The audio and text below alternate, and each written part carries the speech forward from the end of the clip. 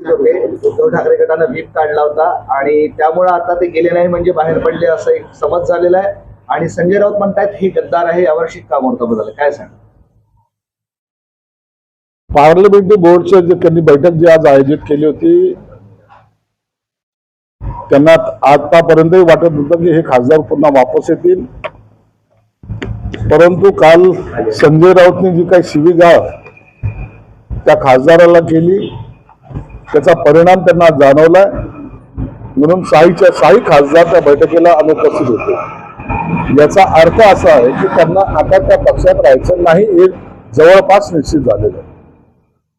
म्हणून यापुढे ते 6 खासदार काय निर्णय घेतात यावर ते सर्व अवलंबून असणार आहे.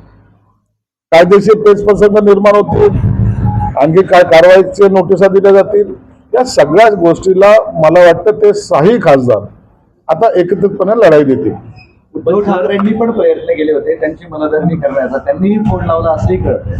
उद्धव ठाकरे असे करतात ना, शेवटच्या क्षणाला फोन लावणं हा त्यांचा स्वभाव झालेला आहे. आम्ही जेव्हा उठाव केला होता त्या टायमाला शेवटच्या क्षणाला आम्हालाही 5-50 फोन आले होते, परंतु सर्व आता पाणी सगळं वाहून गेलेलं आहे.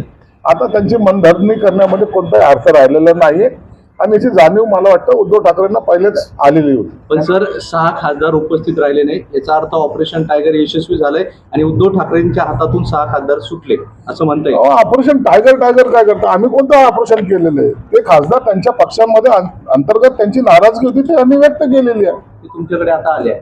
आता ते कुणाकडे येतील याचा निर्णय एकनाथ शिंदे साहेब घेतील, यावर आम्हाला भाष्य करायचा अधिकार सुद्धा नाही. पुन्हा एकदा वाक्य वापरलंय त्यांनी, गद्दारांना आता तोडवा. आता हे त्यांचे ठरलेले वाक्य आहेत. आता पैसे खोके असे सगळे वाक्य ते वापरतील, त्यांची ते सवयीचा भाग आहे. आता यावर सर्व निर्णय जेव्हा ते जर आमच्याकडे आले तर त्याच्यावर निर्णय घेण्याचा अधिकार फक्त एकनाथ शिंदे साहेबांनाच आहे आणि त्यावर भाष्य करण्याचा अधिकार सुद्धा एकनाथ शिंदे साहेबांचा आहे. म्हणून ते काय भूमिका घेतात याच्याकडे आमचं सुद्धा लक्ष आहे. 6 खासदार तुमच्याकडे आले तर स्वागत करताल?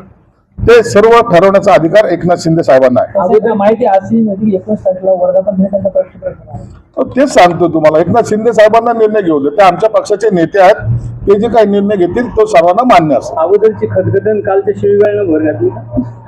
आता ते काल शिवीगाळ करून जो काही त्यांचा अपमान केलाय त्याचा निश्चितच परिणाम त्यांच्यावर झाला असावा.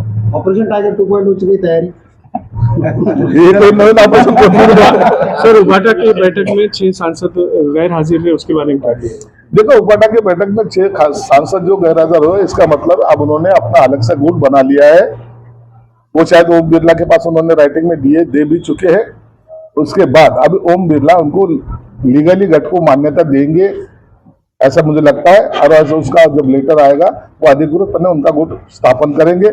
उसके बाद उनको कौन से पक्ष में जाना है, कहाँ रहना है, ये वो 6 खासदार वो डिसाइड करेंगे.